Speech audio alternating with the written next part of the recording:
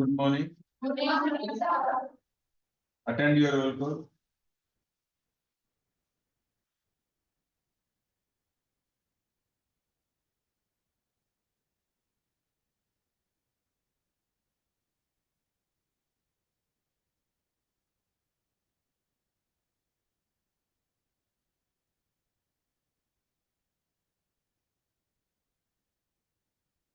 Shobha, Present, sir.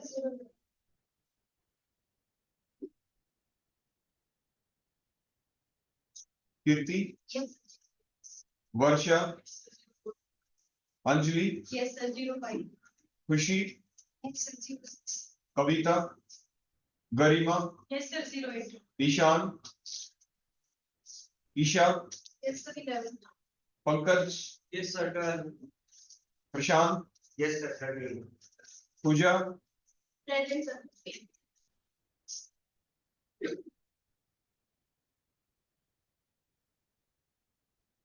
Priya, Present, sir. Sheetal, Simran, Bhumika, Present, sir. Diksha, Khushi, Present, sir. 25. Renu, Present, sir. 26. Muskan, Present, sir. Hitesh, Yes, sir. Tamanna, Present, sir. 29.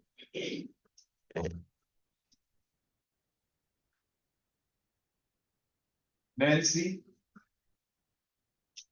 Jyoti, Priyanka, Present, sir. 34. Dipanshu,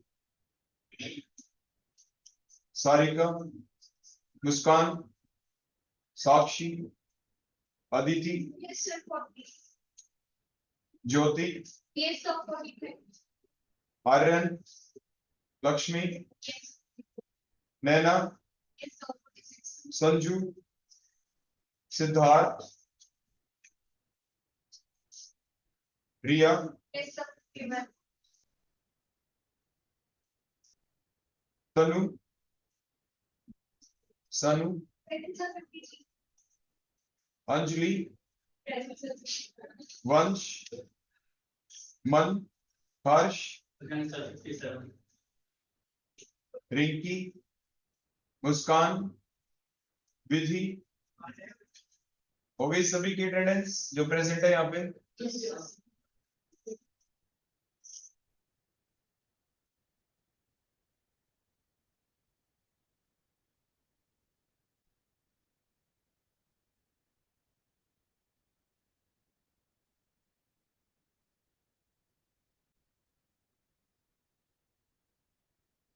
आपकी जो next unit हमने start कर रखी है उस unit का नाम क्या है आपके? मीन्स जैसे बोलते हैं ना आमीन, जैसे जो आपने सुना होगा कि आपका जो ये चैप्टर चल रहा है फुलफिल हो, यानी आपकी सारी इच्छाएं जो भी हैं वो पूरी हो, आपको चैप्टर अच्छे से समझ में आ जाए। तो एमीन्स की जो यूनिट है आपकी, इसके अंदर आपने ये पढ़ा कल के इंट्रोडक्टरी पार्ट, जिसमें आपने देखा था कि इसका इफेक्ट नेमिंग कैसे की जाती है। तो आपके नेमिंग में बेसिक आपने कल सीख लिया था कि दो बातें ही देखी जाती है किसी कंपाउंड में, वेदर दैट पर्टिकुलर ग्रुप जो होगा यहाँ पे बोलो कौन सा NH2 ग्रुप जो आपको दिखाई देगा, ये NH2 ग्रुप आपके प्राइमरी फंक्शनल ग्रुप का काम करेगा या सेकेंडरी फंक्शनल ग्रुप का काम करेगा। अगर आपको ये दिखाई दे कि प्राइमरी फंक्शनल ग्रुप का काम करेगा यहाँ पे, तो आपकी that may be the primary amine, that may be the secondary or the tertiary amine, primary, secondary or the tertiary amine।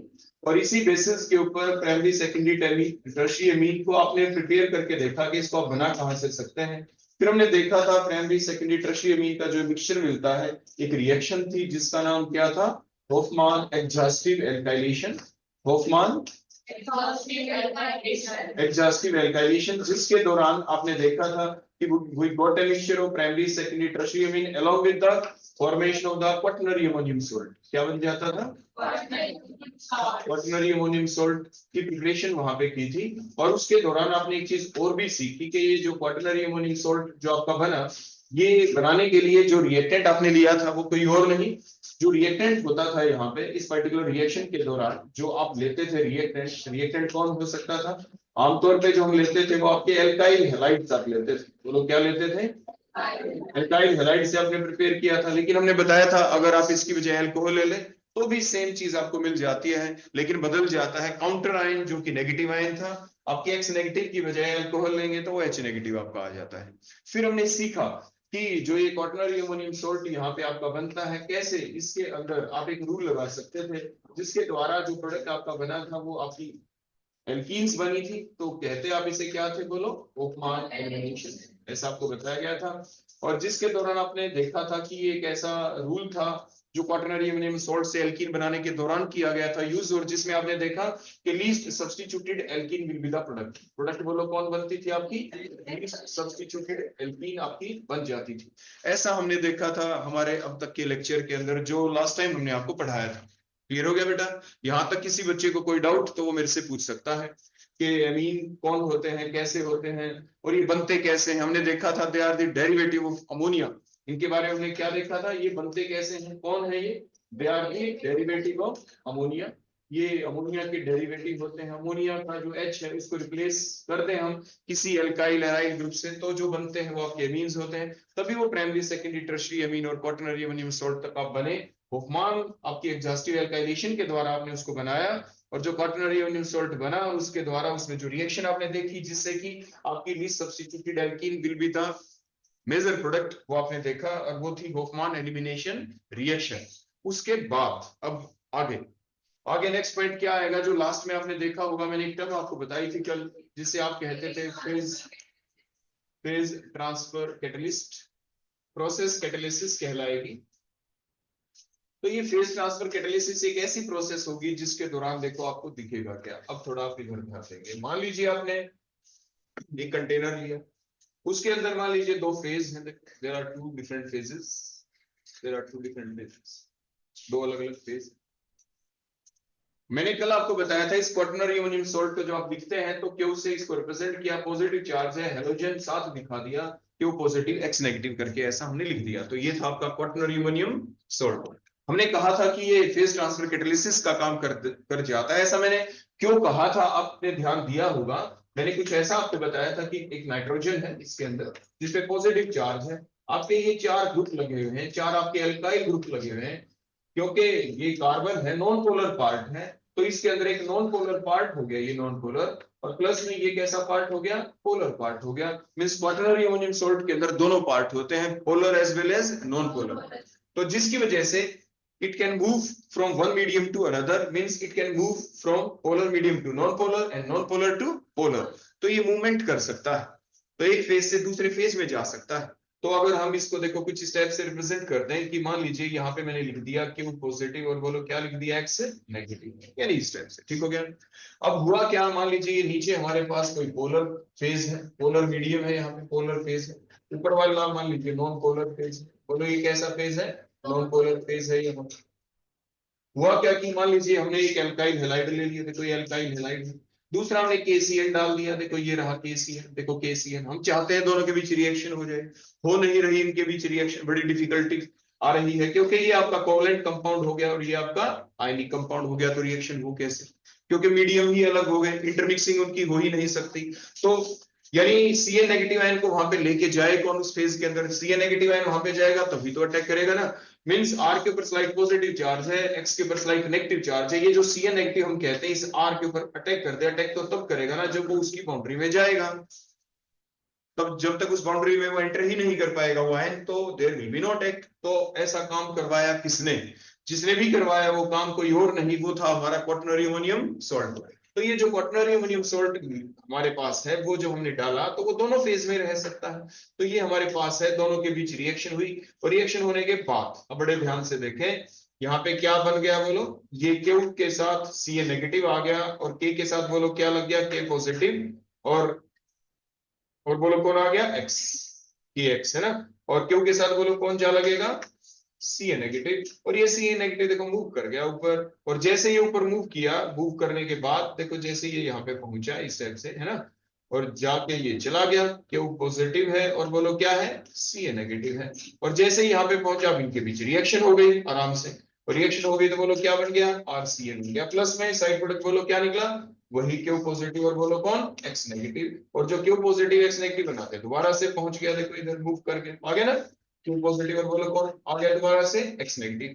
Q positive x negative जो आया वो दोबारा से देखो यहाँ पे आके एंड सो ऑन, इस टाइप से प्रोसेस चलती रहेगी। और यहाँ पे साइड प्रोडक्ट बोलो कौन बना था हमारा, के के साथ बोलो कौन था ये एक्स, ये साइड में हम दिखा सकते हैं। ठीक हो गया। तो आपने क्या देखा, क्वाटरनरी अमोनियम सॉल्ट जो कि एक काम कर रहा है, आयन को मूव करवा पा रहा है from one phase two another phase, मतलब यहां से आपके पोलर फेज से नॉन पोलर फेज के अंदर उसकी मूवमेंट करवा दी, और जिसकी वजह से वो रिएक्शन जो होनी नहीं थी वो रिएक्शन हो गई। तो इसलिए रिएक्शन की को स्पीड अप कर दिया। होती तो कैसे होती, क्या पता कितने घंटे लग जाते, क्या पता कितने दिन तक भी लग जाते। तो रिएक्शन होने में काफी घंटे और काफी दिन तक लग सकते हैं। उसको इजीली करवा देना, जो किसी रिएक्शन को इजीली करवा दे, किसी रिएक्शन की स्पीड को बढ़ा दे, स्पीड अप कर दे रेट ऑफ द रिएक्शन, खुद कंज्यूम भी ना हो, दोबारा से रीजनरेट हो जाए, ऐसे सब्सटेंस को कहते हैं आप कैटलिस्ट हैं। तो ये कैटलिस्ट ऐसा था जो एक फेज से दूसरे फेज में मूव करवाता है आयंस को और फिर रिएक्शन करवाता है, रिएक्शन की रफ्तार को बढ़ा देता है, कहते हैं आप उसे फेज ट्रांसफर कैटलिस्ट है। और प्रोसेस आपकी कहलाती है फेज ट्रांसफर कैटलिसिस। क्या कहलाती है, फेज ट्रांसफर। तो ये हमने बताया कि साथ के साथ ये कई बार आपके एग्जाम में 2-3 मार्क का आ जाता है, right A note on the phase transfer catalysis, ऐसे कुछ आ जाता है, तो आपको लिखना आना चाहिए और आप ऐसे एग्जाम्पल ले सकते हैं। मैं आपको बता दूं, जिस दौरान जब मैं रिसर्च वर्क कर रहा था, अपना पीएचडी का काम कर रहा था, जैसे मैंने माइक्रोवेव के ऊपर किया था, आपके बारबिट्रेट्स बनाए थे जो आपके ड्रग्स वाले चैप्टर के अंदर आ जाते हैं, आपके कार्बोक्सिलिक एसिड जो थे वो बनाए थे साइनाइड की हाइड्रोलिसिस करके, जब वो बनाए थे उस दौरान मेरा एक फ्रेंड थे जो यही काम कर रहे थे, फेज ट्रांसफर कैटालिसिस के ऊपर अपना पीएचडी का वर्क कर रहे थे। करते कैसे, आप अपनी लैब में भी जाके देख सकते हैं। यहाँ पे आपको क्या मिलेगा, एक हीटिंग मेंटल मिलेगा। हीटिंग मेंटल मतलब एक जैसे हॉट प्लेट होती है ना, घरों में भी रखते हैं आजकल, कुकर वगैरह उस पर रखते हैं, हॉट प्लेट मैग्नेटिक आ जाती है, तो ऐसे ही हीटिंग मेंटल हमारे रखा होता है। उसके ऊपर हमने क्या किया, हमारा एक कंटेनर रखा, राउंड बॉटम फ्लास्क रखी, बिकर रखा, रख दिया। एक मैग्नेटिक स्टीरर आती है, मैग्नेटिक स्टीरर का मतलब आपको दिखाई देगा कि उसमें छोटा सा एक मैग्नेट होता है, और वो ताकि कोई नुकसान ना करे, किसी चीज को तोड़ ना दे, तो उसके ऊपर कोटिंग कर देते हैं, एक प्लास्टिक की कोटिंग कर देते हैं। तो उसको अपने जो भी हमने ये 2 सब्सटेंस लिए, इनके जिनके बीच रिएक्शन करवानी थी, हमने 2 सब्सटेंस मान लीजिए ले लिए, और उसके बाद हमने क्या किया, मैग्नेटिक स्टीरर वो इलेक्ट्रिसिटी से चलेगा, वो इलेक्ट्रोमैग्नेटिक कंडक्शन होगी जिसकी वजह से वो रोटेट करेगा मैग्नेटिक स्टीरर अपने आप, जब इलेक्ट्रिसिटी आप सप्लाई करते हैं। तो जो 2 ये फेज है इनको आपस में वो मिक्सिंग करने का काम करता है। किस चीज का काम करता है, मिक्सिंग। कहने का अभिप्राय मेरा सिर्फ आपको ये था यहाँ पे कि जब भी 2 फेज जो आपस में एक दूसरे के अंदर मिक्सअप नहीं हो पा रहे, तो कई बार तो ये ऐसा सब्सटेंस करता है काम जो उसको एक फेज से दूसरे फेज में ले जाता है। फिर भी इन दोनों को हिलाएगा कौन, 2 फेज जो है, एक ऊपर एक नीचे ना रहे, ऐसे हिलाते रहें, उनको स्टीयरिंग करते रहे उसकी। तो स्टीयरिंग कैसे की जाती है मैं अभी आपको बता रहा था। मैं आपके हीटिंग मेंटल ले लेते हैं, उसके ऊपर मैग्नेटिक स्टीरर उसमें कंटेनर में डाल देते हैं, इलेक्ट्रिक सप्लाई भी कर देते हैं, हीटिंग भी चलती रहती है। जो रिक्वायर्ड एनर्जी, जैसे आप बर्नर के ऊपर हीट करते हैं, तो बर्नर के ऊपर हीट करते हैं तो कंटिन्यूअस लगातार हीटिंग मिलती रहती है ना। तो जो हीटिंग मिले, हीटिंग मींस एनर्जी मिलनी है रिएक्टेंट मॉलिक्यूल्स को, उसको एनर्जी देने के तरीके कई हो सकते हैं, उसके माध्यम कई हो सकते हैं। जो हीटिंग मिलती है वो आप बर्नर के बंसन बर्नर के थ्रू, जो आपकी फ्लेम आती है उसके थ्रू एनर्जी मिल जाती है, लाइट के थ्रू ले सकते हैं, फोटोकेमिकल रिएक्शन बन जाती है, आप इलेक्ट्रिसिटी के थ्रू एनर्जी दे रहे हैं ना, ऐसे करके मींस एनर्जी प्रोवाइड करने के तरीके अलग अलग हो सकते हैं। तो खैर ये हमारा टॉपिक था, छोटा सा टॉपिक, एग्जाम में ऐसे आ सकता है, इसके बारे में आपको बता दिया। अब हम चलेंगे हमारे अगले पार्ट के ऊपर। अगला पार्ट हमारा क्या होगा, जो हमारे ये एमीन हैं इनके बारे में, जैसे कल मैंने बताया था, इनका नेचर बेसिक होता है। इनका नेचर बोलो कैसा होता है, basic. Amines are basic in nature, why, ऐसा क्यों। तो अब हम उस टॉपिक के ऊपर पढ़ेंगे और देखेंगे और कितने डिफरेंट टाइप के क्वेश्चन हमारे बन सकते हैं। हमने जैसे कल आपको बताया था कि जो नाइट्रोजन है उसका एटॉमिक नंबर बोलो क्या है, 1s2 2s2 2p3, 7 atomic number था, इसलिए कॉम्बिनेशन आपकी ये बन गई। और इसके अंदर ये फर्स्ट शेल हो गई, ये सेकंड शेल हो गई, शेल 2 ही है। 2 के बाद सेकंड, फर्स्ट शेल में सिर्फ s होता है, सेकंड में s और p होता है, d होता नहीं, तो ये होता नहीं। तो इसलिए s के अंदर सिर्फ 2 ही इलेक्ट्रॉन होंगे। यहाँ पे आपने पोली एक्सक्लूजन सबसे पहले आप प्रिंसिपल चलाया, means electrons are always filled up in the increasing order of the energy of different shell and the subshell. तो इसीलिए पहले 1s में भरा, फिर 2s में, फिर 2p में. 1s में भी 2 इलेक्ट्रॉन भरे तो कैसे भरे? पोली एक्सक्लूजन प्रिंसिपल चला कि s के अंदर जो दो और एक ऑर्बिटल था उसमें मैक्सिमम 2 ही इलेक्ट्रॉन आ सकते हैं, वो भी ऑपोजिट स्पिन के होने चाहिए. तो हमने सिर्फ वैलेंस शेल को शो करना है, तो फिर 2s की बारी आ गई. तो पहले अबोव चला, फिर पोली एक्सक्लूजन प्रिंसिपल चला, फिर उसके बाद 2p की पारी आ गई कि एनर्जी, अबोव ने कहा अब 2p के अंदर इलेक्ट्रॉन भरे जाएंगे. बोहर्सबरी रूल के अनुसार आप उस चीज को चेकआउट कर सकते हैं. 3 इलेक्ट्रॉन्स तो हंस रूल चला के among the degenerate orbitals, degenerate means these 3 orbitals of 2p means 2px, 2py, 2pz, all the 3 have the same energy in the absence of electric field, magnetic field and the polar medium. अगर हमने कुछ भी नहीं डाला तो इनकी energy same ही रहेगी. तो एनर्जी सेम थी, तो same energy orbitals of the same subshell, एक ही सबशेल के जो सेम एनर्जी के ऑर्बिटल होते हैं आप उन्हें डीजेनरेट ऑर्बिटल्स कहते हैं. तो ये कहा गया हंस ने कि among the degenerate orbitals of S word use कर नहीं सकते क्योंकि उसमें ऑर्बिटल ही एक होता है. ऑर्बिटल जिसमें एक से ज्यादा होंगे तभी तो कहेंगे ना इन दोनों की एनर्जी सेम है, तो कम से कम 2 तो हो, तो इसमें तो होते नहीं. तो इसलिए डेफिनेशन में आपने देखा होगा शुरू में आप ऐसा ही लिखते हैं कि among the degenerate orbitals of p, d and f, है ना. The electrons are first of all filled up singly, then pairing will start. आप इकट्ठे 2 नहीं भर सकते, पहले एक एक करके भरेंगे, then pairing will start. तो हंस रूल भी यूज हो गया. आपने देखा भी यहाँ पे कि 3 बॉन्ड पेयर इलेक्ट्रॉन्स हैं, लॉन पेयर इलेक्ट्रॉन एक है, 2d होता नहीं, तो ये इलेक्ट्रॉन जो यहाँ पे आगे जंप कर नहीं सकता आगे कहीं पे, तो मैक्सिमम वैलेंसी इसकी 3 है. अगर जरूरत पड़े तो एक कोऑर्डिनेट बॉन्ड ये जरूर बना सकता है, लेकिन ये अनपेयर्ड नहीं हो सकता कि 5 अनपेयर्ड इलेक्ट्रॉन हो जाए 1 2 3 4 एंड 5 और ये 5 बॉन्ड नाइट्रोजन बना ले, ऐसा होगा नहीं. Due to the absence of vacant d orbital, ऐसा आप उसका जवाब लिख देते थे. क्लियर हो गया इतना? तो हमने देखा कि अब नाइट्रोजन तो सिर्फ 3 ही बॉन्ड बना सकता है. अगर आप अमोनिया भी ले लें, यहाँ पे 3H आपने लगा दिए तो यहाँ पे नाइट्रोजन के ऊपर एक लॉन पेयर है और ये लॉन पेयर किसी को डोनेट कर सकता है, तो इसलिए बेस है. बोलो कैसा नेचर है? बोलो इसका ammonia is basic in nature. Ammonia का नेचर बोलो कैसा होता है? बेसिक इन नेचर होता है. क्यों नेचर होता है basic? Due to the presence of lone pair electron. Due to the, बोलो क्या? तो due to the presence of LP lone pair electrons on central nitrogen atom, central nitrogen atom, it can donate, it can donate, ये donate कर सकता है. It can donate lone pair electron to outside species. तो बोलो किसको?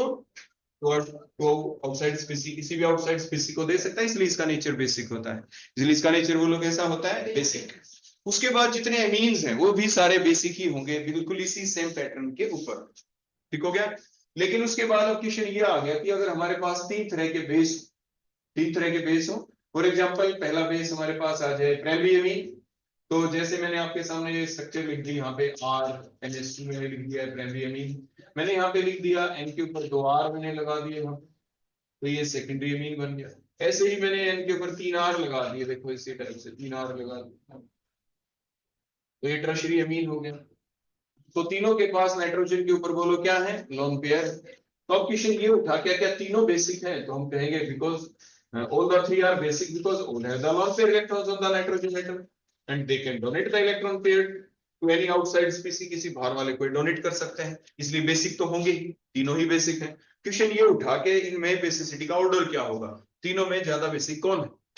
तो वो basic का ऑर्डर भी बदल जाता है बाद में, अगर हम आर की वैल्यू बदले तो हमें वो कुछ देखना नहीं, हम बेसिक ऑर्डर देखेंगे, उसके बारे में अभी हम देखेंगे नहीं. तो हमने क्या देखा कि नाइट्रोजन और इनकी जो सारी बातें हम एक्सप्लेन करेंगे उसके लिए डिफरेंट फैक्टर्स आ गए.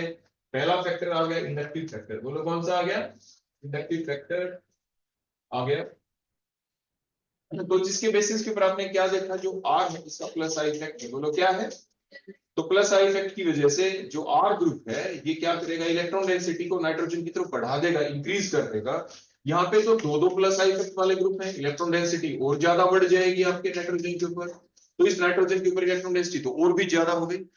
फाइनली ये टर्शियरी एमीन में देखेंगे तो यहाँ पे 3 प्लस आर इफेक्ट वाले ग्रुप लगे. There are the 3 plus I effect group, there are the 3 plus I effect group, plus I effect alkyl group which increase the electron density to the maximum extent as compared to in case of secondary and the primary amine. So according to the inductive factor, the best amine, best basic will be the tertiary amine is more basic than the secondary amine, then the बोलो कौन? Primary amine. तो बोलो सबसे ज्यादा basic कौन हुआ inductive factor के basis के ऊपर? टर्शियरी.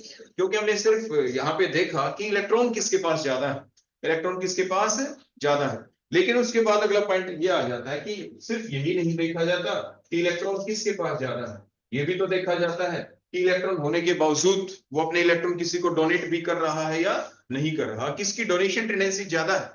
जिसकी टेंडेंसी ज्यादा हो डोनेट करने की, ऐसा आप पढ़ते हैं, आपने +2 में पढ़ा होगा, आपके एक क्या नाम है, कोऑर्डिनेशन नाम का चैप्टर था, जिसके दौरान आपने देखा कि जब कोऑर्डिनेशन कंपाउंड बनते हैं उसके दौरान मेटल और लिगेंड के बीच जब बॉन्डिंग होती थी, मेटल के पास वैकेंट ऑर्बिटल होते थे, लिगेंड एक डोनर होता था, हम कहते थे कौन अच्छा होगा लिगेंड जो डोनेट करे। हम ये कहते थे कि जिसके पास इलेक्ट्रॉन है वो काफी नहीं, वो अच्छा है जिसकी इलेक्ट्रॉन देने की नीयत ज्यादा हो, जिसकी बेसिसिटी ज्यादा हो, इलेक्ट्रॉन डोनेशन कैपेसिटी जिसकी ज्यादा हो।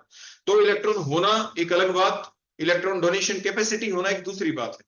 इलेक्ट्रॉन पेयर तो मान लीजिए दो चीजों के पास है, इस एटम के पास भी लोन पेयर, उस एटम के पास भी है, एक अपने लोन पेयर को पकड़े रखेगा, एक उसको डोनेट करेगा, तो जो डोनेट कर देगा उसकी इलेक्ट्रॉन डोनेशन कैपेसिटी ज्यादा है, उसकी बेसिसिटी ज्यादा है।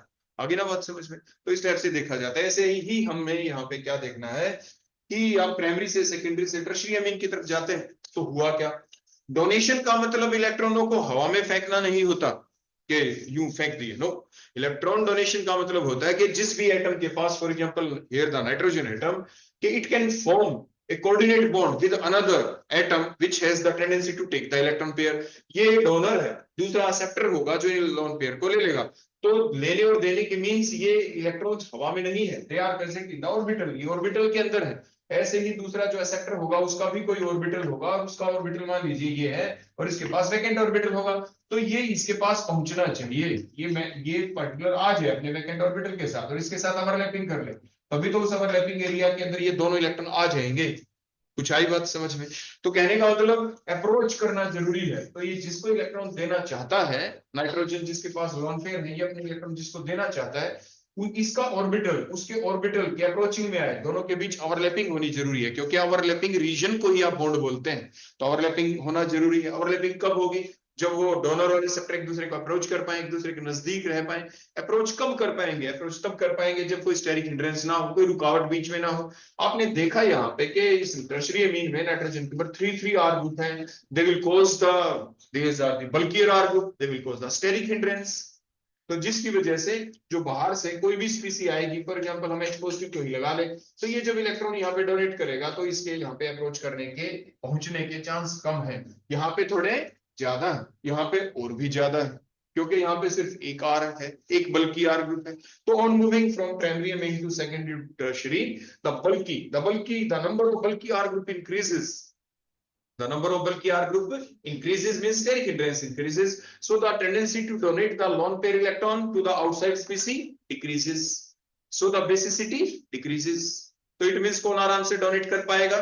इसके पास कम है इलेक्ट्रॉन, लेकिन डोनेट करने की इच्छा इसकी ज्यादा है। तो which one is better base? Here the better base is बोलो कौन? Primary amine is more basic than बोलो कौन? Secondary amine is more basic than बोलो कौन? Tertiary amine, according to that factor। अगर एग्जाम में आ जाता है ना, अलग से आपसे पूछ ले कि बताएं इंडक्टिव फैक्टर के बेसिस के ऊपर बेसिसिटी ऑर्डर बताएं किसका ज्यादा है, तो आपको ये लिखना पड़ेगा। अगर एग्जाम में आ जाए कि स्टेरिक फैक्टर के बेसिस के ऊपर बताएं बेसिसिटी ऑर्डर क्या है, तो आपको ये ऑर्डर लिखना पड़ेगा। उसके बाद नेक्स्ट आ जाता है सॉल्वेशन इफेक्ट। नेक्स्ट कौन सा आ जाता है बोलो? आपने देखा होगा अपने बैक ईयर क्वेश्चन पेपर, देखना आप प्रीवियस ईयर, इवन आप +2 के बोर्ड के पेपर उठा के देखना, उसके दौरान आपको दिखाई देगा कि जब भी आता है तो ये आता है कि explain the basicity order among the primary secondary tertiary amine in aqueous solution, ऐसा आ जाता है। एक्वस सॉल्यूशन का मतलब सॉल्वेशन इफेक्ट को एक्सप्लेन करवाना चाहते हैं। वो आपसे ये पूछना चाहते हैं कि सॉल्वेंट इफेक्ट के बेसिस के ऊपर बताएं कौन अच्छा बेस है। तो फिर हम क्या बताएंगे? हम कुछ ऐसे बताएंगे, मान लीजिए सॉल्वेशन इफेक्ट आ गया, तो ये नाइट्रोजन ने क्या किया, देखो ये प्राइमरी अमीन वाला जो नाइट्रोजन था, इसने क्या किया, हमने यहाँ पे डाले मान लीजिए H पॉजिटिव आयन, इसने मीडियम से ले लिया। सॉल्वेशन इफेक्ट जो हम एक्सप्लेन कर रहे हैं, तो ये H positive ion, Bronsted acid base की कॉन्सेप्ट आपने पढ़ी होगी ना। ब्रोस्टेड साइंटिस्ट के अनुसार एसिड कौन? जो H पॉजिटिव आयन को लॉस करते, बेस कौन? जो H पॉजिटिव आयन को एक्सेप्ट कर लेते। पूरी की पूरी जो स्टोरी है एसिड और बेस की, according to the Bronsted scientist, किसके अराउंड चलती है? H पॉजिटिव के ऊपर। H पॉजिटिव कौन डोनेट कर रहा है? एसिड है जिसने H पॉजिटिव लूज कर दिए। कौन एक्सेप्ट कर रहा है? वो बेस हो गया। तो वही चीज हम यहाँ पे बता रहे हैं। यहाँ पे ये क्या करेगा? H पॉजिटिव मीडियम से इसने ले लिए, तो बोलो एक R था, एक R, एक N था, नाइट्रोजन ने अपने लोन पेयर दे दिए, देखो इसको H पॉजिटिव को, तो आपके क्या हुआ, H पॉजिटिव का पॉजिटिव चार्ज फिनिश, वो पॉजिटिव चार्ज आ गया नाइट्रोजन के ऊपर, आपके एक दो H पहले से थे, एक और बन गया, ये स्पीसी बन गई ना। तो मीडियम में वाटर है, वाटर होगा तो क्या होगा, हाइड्रोजन बॉन्डिंग होगी, यहाँ पे बोलो क्या बनेंगे, यहाँ पे H2O, देखो वाटर हाइड्रोजन बॉन्डिंग, H2 बोलो कितने हाइड्रोजन बॉन्ड बने, 3 तो मतलब ये स्टेबलाइज हो गया। ये जो स्पीसी बनी after taking H positive ion from the medium, it gets stabilised to the larger extent due to the formation of 3 hydrogen bonds, 3 hydrogen bond बन गए। बॉन्ड बनता है तो एनर्जी बाहर निकलती है, एनर्जी बाहर निकलती है तो खुद की एनर्जी कम और स्टेबिलिटी ज्यादा। ऐसे अगर हम सेकेंडरी अमीन में देखेंगे, बिल्कुल उस नाइट्रोजन अपने लोन पेयर देखो इस H पॉजिटिव को दिए, उसी टाइप से ये पॉजिटिव चार्ज अब नाइट्रोजन के ऊपर आ गया, 2 R थे इसमें तो 2 R मैंने दिखा दिए यहाँ पे, एक H पहले से था, एक H और आ गया यहाँ पे, तो हाइड्रोजन बॉन्ड बोलो कितने बनेंगे, सिर्फ 2 ही हाइड्रोजन बॉन्ड बन पाएंगे, कम एनर्जी निकलेगी, कम स्टेबलाइज होगा ये सिस्टम। अगर हम टर्शरी अमीन में इसी तरह से देखेंगे तो होगा क्या, बोलो टर्शरी अमीन के अंदर एक नाइट्रोजन, 3 R लगे हुए थे देखो पहले से, है ना, नाइट्रोजन के ऊपर पॉजिटिव चार्ज, नाइट्रोजन अपने लोन पेयर H पॉजिटिव को दे देगा, ये H लग गया यहाँ पे, हाइड्रोजन बॉन्ड एक ही बनेगा। तो आपने क्या देखा कि after taking the H positive ion from the medium, the primary amine, the structure thus formed from the primary amine can form more number of hydrogen bond than the structure formed from secondary and the tertiary amine. So which one is the more stable? ये जो structure है 1 2 3 नाम लिख देंगे हम, that is more stable than this and then this. तो इसीलिए बोलो कौन ज्यादा बेसिक, जो स्टेबल हो गया। देखो बेस वो होता, हर चीज यूनिवर्स में स्टेबलाइज होना चाहती है, तो इनमें से सबसे अच्छा वो कौन, जो कि H पॉजिटिव आयन लेने के बाद स्टेबल हो गया हो। देखो बेस कौन होता है, बेस वो होता है जो इलेक्ट्रॉन डोनेट कर दे, और इलेक्ट्रॉन डोनेट करने के बाद भूल जाए कि मैंने जिसको दिए हैं उससे वापस भी लेने हैं, दिए और जिसके साथ भी बॉन्डिंग बनी, कोऑर्डिनेट बॉन्ड बना, ओवरऑल जो स्ट्रक्चर वो स्टेबल है।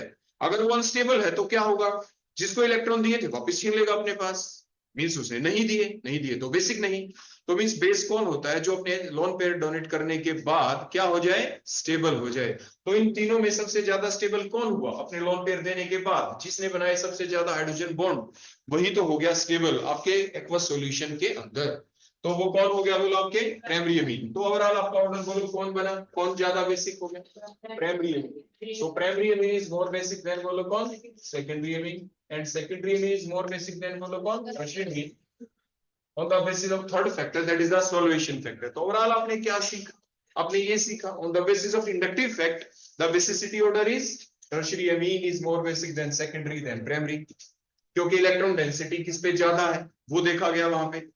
सेकंड स्टेरिक फैक्टर कि कौन इलेक्ट्रॉन ज्यादा दे सकता है, कौन अप्रोच इजीली कर पाएगा, उसके बेसिस के ऊपर तो primary amine is more basic than secondary than tertiary, क्योंकि प्राइमरी में स्टेरिक हिंड्रेंस फैक्टर कम था, इसलिए आराम से वो डोनेट कर पाया, इनकमिंग स्पीसी वहां पे अप्रोच कर पाई। उसके बाद देखा सोल्वेशन फैक्टर, H पॉजिटिव लेने के बाद, लोन पेयर डोनेट करने के बाद किसको डोनेट किए, H पॉजिटिव को डोनेट करने के बाद कौन सी स्पीसी ज्यादा स्टेबल बनी, कौन ज्यादा स्टेबलाइज हो गई एक्वस सॉल्यूशन के अंदर, जिसने ज्यादा हाइड्रोजन बॉन्ड बना ली हो ज्यादा स्टेबलाइज। तो primary amine is more basic than secondary than tertiary amine बन गया। अब देखा जाता है रिजल्टेंट, कई बार ये नाम नहीं लिखते एग्जाम में और ये कह देंगे एक्सप्लेन द बेसिसिटी ऑर्डर। तो अब हमें तीनों में देखना है। देखो आपने ये देखा है कि जब आप पढ़ेंगे तो पढ़ने के दौरान आप में से कोई बच्चा ऐसा है जिसके मान लीजिए फिजिक्स के अंदर 100 में से 100 आ गए, केमिस्ट्री में 100 में से 100 आ गए 200 नंबर बन गए, और मान लीजिए उसके कोई एक पेपर ऐसा था जिसके अंदर उसकी कंपार्टमेंट आ गई 30 नंबर आ गए, है ना, वो फेल हो गया, उसमें री आ गई, तो ओवरऑल उसके नंबर बन गए 100 + 100 200 और 30 230। और जितने भी बच्चे थे किसी की कंपार्टमेंट मान लीजिए नहीं आए, लेकिन उन सभी के जो नंबर है ना 230 से कम है, उन सभी के 200 200 200 195 ऐसे है। तो टॉपर कौन, वो 230 वाला टॉपर नहीं है, टॉपर कौन है, जिसकी री नहीं है, उनमें से टॉपर देखा जाएगा, उसी को गोल्ड मेडल मिलेगा। सिमिलरली यहाँ पे जो आपने देखा, जब हम ऑर्डर देख रहे हैं, वो कौन जो सबसे पहले नंबर के ऊपर है, देखो टर्शियरी, फिर प्राइमरी, ये उसके बाद देखो कौन फिसड्डी रहा, बिल्कुल आखिर में टर्शियरी 2 बार रह गया। कौन ऐसा है जो हमेशा बीच में रहा, जो कभी फिसड्डी रहा नहीं, जिसकी कभी कंपार्टमेंट आई नहीं, जो कभी फेल हुआ नहीं, वो सेकेंडरी है। तो ओवरऑल बेटर बोलो कौन हुआ, सेकेंडरी हुआ। तो secondary amine is better base than, अब उसके बाद कौन, यहां से अगर हम देखें कौन सबसे ज्यादा फिसड्डी था, टर्शियरी। तो ये तो एक बार रहा, secondary amine is more better base than the primary than the tertiary one. आगे बात समझ में। तो और जो कंक्लूजन हम यहाँ पे निकालते हैं और हम देखते हैं कि कौन बढ़िया बेस है, तो सबसे अच्छा बेस कौन हुआ? On the basis of resultant of all the 3 factor. इन तीनों फैक्टर का रिजल्टेंट क्या निकला? तो क्या निकला? Secondary amine is more basic than primary amine, is more basic than tertiary amine. आगे बेटा बात समझ में? तो ये था हमारा यानी प्राइमरी सेकेंडरी टर्शियरी के बेसिस के ऊपर हमारा इसका जवाब। अब हम देखेंगे कुछ और छोटे छोटे क्वेश्चन जिसमें ये देखा जाएगा, कंपैरिजन किया जाएगा डिफरेंट टाइप के एमीन्स के बीच में कि वो आपके एमीन एलिफेटिक है, एरोमेटिक है, किस टाइप के होंगे।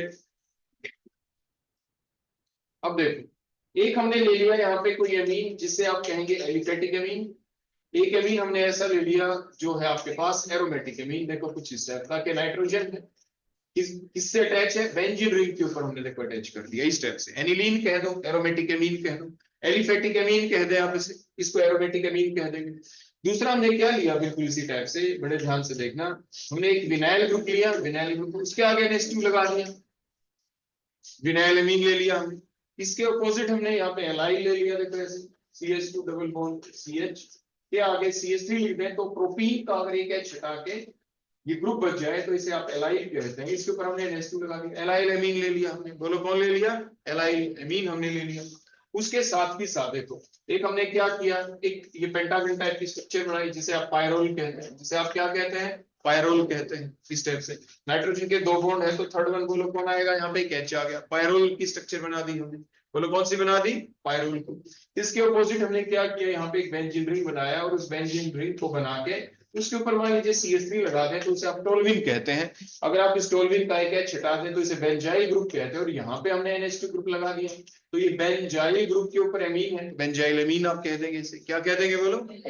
मतलब ये NH2 ग्रुप डायरेक्टली बेंजीन से अटैच नहीं है। किससे अटैच नहीं है बोलो? डायरेक्टली बेंजीन से अटैच नहीं। तो ओवरऑल जो हम आपको यहाँ पे कुछ बातें बताना चाहते हैं वो ये है कि मान लीजिए ये स्ट्रक्चर नंबर 1 है इधर वाली और ये स्ट्रक्चर नंबर 2 है, इनमें से कोई भी एक चीज आप ले लें और इनमें से कोई एक चीज आप ले लें, इसका इसके साथ कंपैरिजन, ये इसका इसके साथ, इसका इसके साथ, इसका इसके साथ, इसके साथ, इसके साथ। देखो ये नंबर ऑफ क्वेश्चंस हैं ऐसे, तो इन क्वेश्चन को हम अलग अलग पढ़े की बजाय हम इकट्ठा कर लेते हैं। आपने क्या देखा? आपने ये देखा कि इधर वाली जो स्ट्रक्चर नंबर 2 है इन सभी के अंदर क्या चीज कॉमन आपको दिखाई दी? आपको ये कॉमन दिखाई दिया कि जो नाइट्रोजन के ऊपर जो लोन पेयर है, ये लोन पेयर इस डबल बॉन्ड के साथ ऑल्टरनेटिवली प्रेजेंट है, मींस कंजुगेशन में है, मतलब रेजोनेंस में इन्वॉल्व हो जाएंगे। तो ये nitrogen get involved in resonance, the lone pair electron of the nitrogen atom get involved in resonance because these lone pair electron of nitrogen atom are present alternate to the double bond, double bond के साथ alternatively present. ऐसे ही ये यहाँ पे देखो एक बड़ा basic सा फंडा होता है उसको समझने का कि ऑल्टरनेट होने से क्या हो गया। देखो जब ये दोनों इलेक्ट्रॉन नाइट्रोजन के हम इधर डोनेट करेंगे मतलब यहाँ पे कैसा बॉन्ड बनेगा? डबल बनेगा ना। डबल इस कार्बन के बॉन्ड गिने पहले से कितने हैं? 1 2 3 4, एक और बनने से 5 हो जाएंगे। 5 हो जाएंगे तो 5 तो हो नहीं सकते कार्बन के बॉन्ड, है ना? तो एक बॉन्ड टूटना जरूरी, टूटेगा वही अगर कोई वीक बॉन्ड हो तो।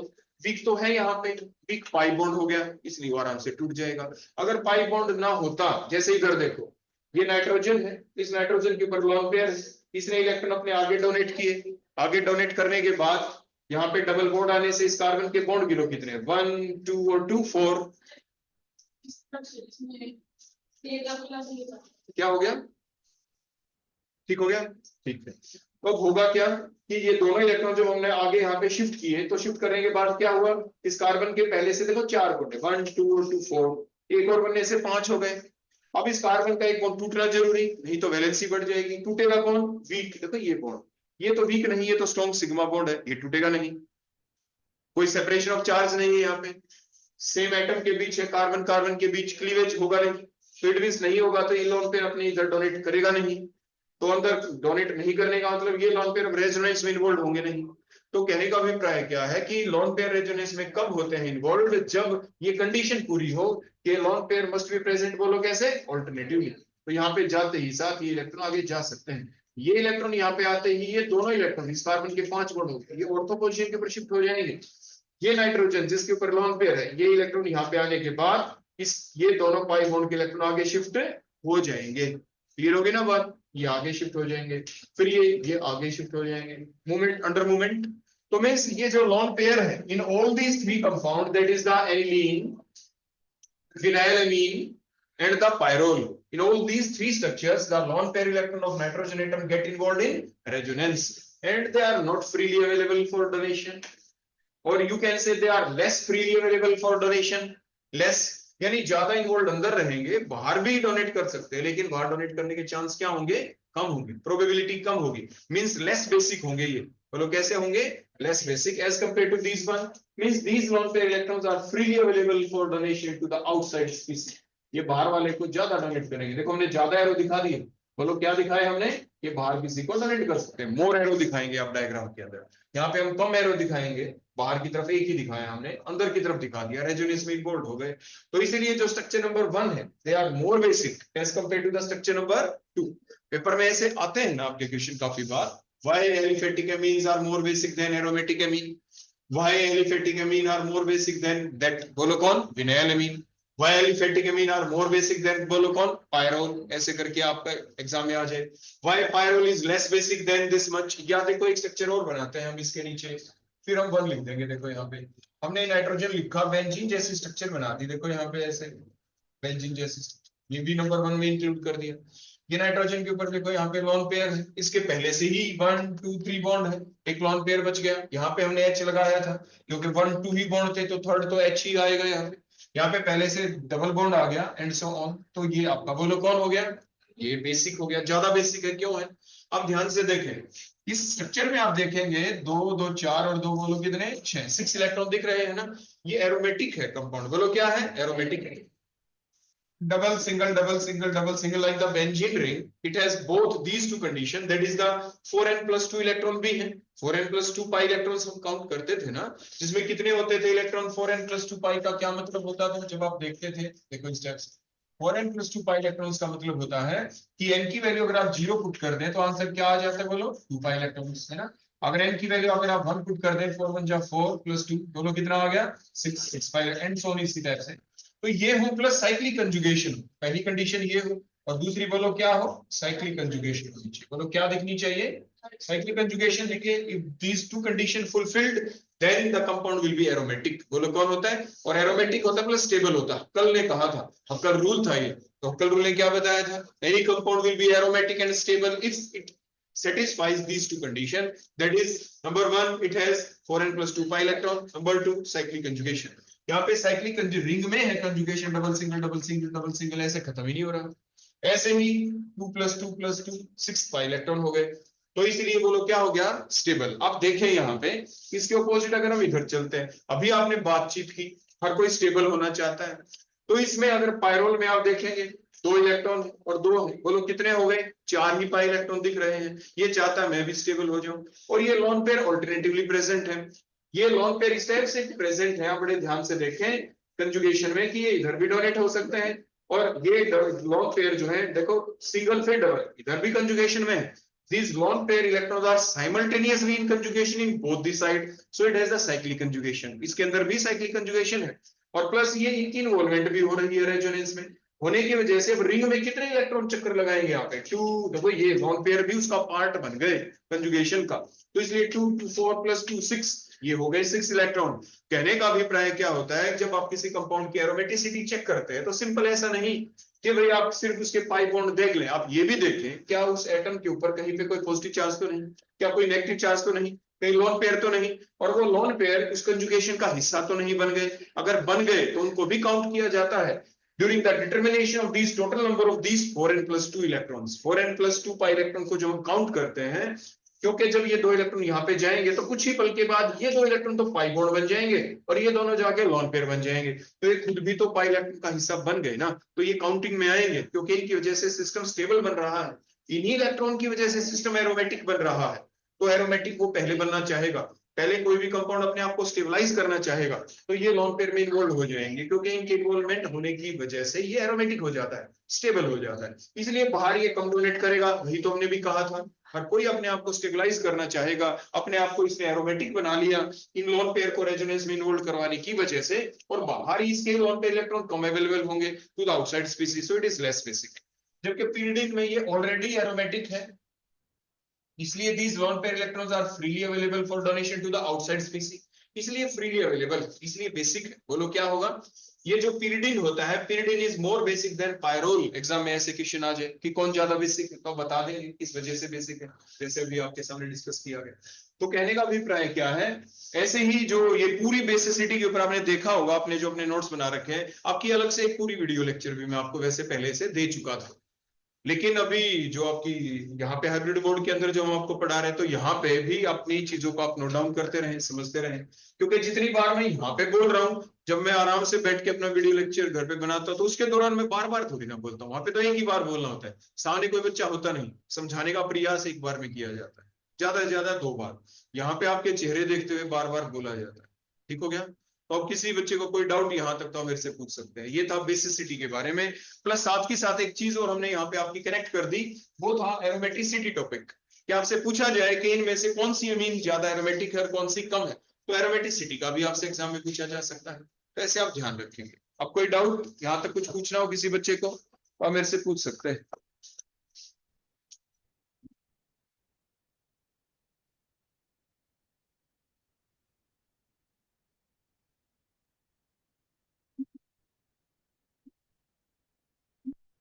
पूछो भी किसी को कोई डाउट है।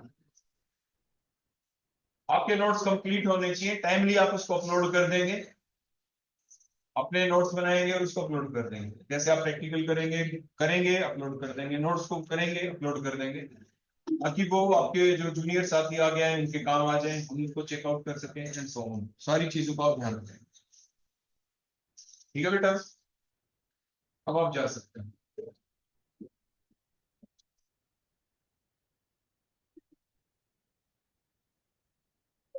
कितना